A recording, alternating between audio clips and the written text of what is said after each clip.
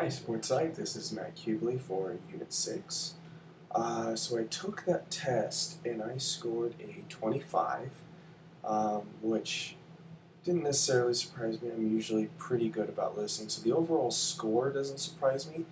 However, a few of the questions just kind of surprised me where it was like, oh wow, I actually do kind of do that, where one of the questions was regarding thinking about facts and basically analytical details rather than the actual message that's being tried to be conveyed. Where that's one of the biggest lessons I've learned since dating my current girlfriend, where she'll be telling me a story, telling me about her day or issues, and I'm sitting there trying to figure out, all right, how do we solve this? Going through plan A, B, and C of what to do and how to do it to uh, make this bad thing go away. And then I give my opinion, and then she would get upset with me because it's not looking for a solution. It's purely just to listen.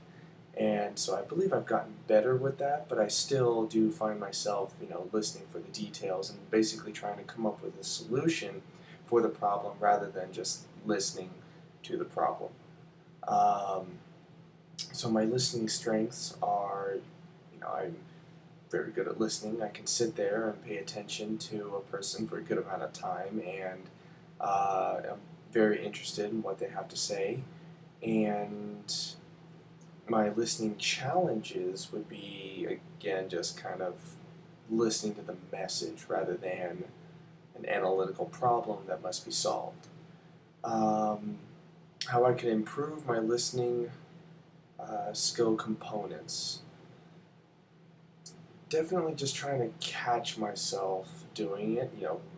Now it's a catch-22 where if I'm focusing on whether or not I'm doing these things, takes away from my focus of listening to the person. So it kind of overall doesn't help. But I think over time, I will no longer have to catch myself, and I will just, do it, depending on the person and what the person is asking. Is the person asking me for a solution or advice, or is the person just kind of venting?